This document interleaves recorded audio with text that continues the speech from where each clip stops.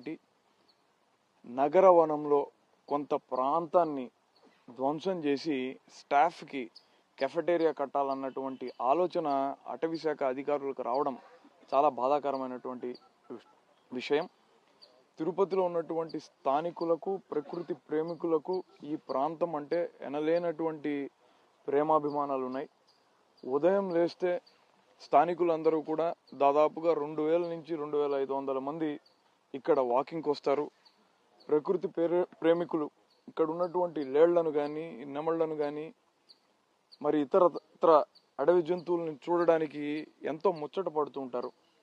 ఇటీవల కాలంలో ఒక వారం క్రిందట ఇక్కడ నుంచి జింకలు రోడ్డు దాటి అవతల వైపు ఉన్నటువంటి మిలిటరీ పార్క్కి రావడం తటస్థించింది.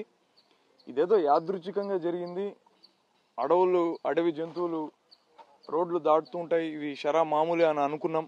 కానీ వాస్తవానికి ఇక్కడ చూస్తే ఇక్కడ జరుగుతున్నటువంటి ధ్వంసకాండకు భరించలేక కొన్ని జంతువులు భయభ్రాంతులకు గురై రోడ్లు దాటేటటువంటి ప్రమాదం ఏర్పడుతుంది. ఇక్కడ ట్రాఫిక్ కూడా చాలా ఎక్కువ. పొరపాటున ఏ జంతువు అయినా కూడా, అది ఒక చిరుతపులి కావచ్చు, ఇక్కడ చిరుతపులి కూడా సంచరించినట్లుగా మనకు ఎన్నో సందర్భాల్లో మనం అందరం కూడా విన్నాం, చూసాం. పొరపాటున ఏదన్నా ఆ జంతువుకు హాని కలిగితే దానికి బాధ్యత ఎవరు వహించాలి? నేను ఒక ప్రకృతి ప్రేమికుడిగా మిమ్మల్ని అర్థిస్తున్నాను. దయచేసి దీన్ని నిలుపుదల చేయండి.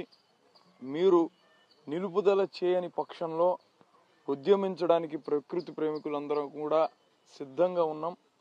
ఇక ఒక్క ఇటుక ఇక్కడ కదిలినా ఉపేక్షించేటటువంటి పరిస్థితి లేనేలేదు. మీరు వెనువెంటనే ఈ ప్రాజెక్టును మాన్పించి ఇక్కడ చెట్లు మరిన్ని నాటండి. చెట్లను సంరక్షించుకోవడం మన బాధ్యత. ఒక చెట్టు పెరిగి పెద్దదవ్వాలనంటే దానిని కాపాడుకోవడానికి పట్టేటటువంటి సమయం అంతా ఇంత కాదు. అది మీరు ఏ ప్రకృతి ప్రేమికుడిని అడిగినా కూడా చెప్పగలుగుతారు. అలాంటిది 15-20 సంవత్సరాల వయసు కలిగినటువంటి చెట్లను నిర్దాక్షిణ్యంగా ఎవరైతే కాపాడాల్సినటువంటి బాధ్యత ఉందో వాళ్లే నరికివేయడం చాలా దారుణం. మీరు దయచేసి స్పందించాలి.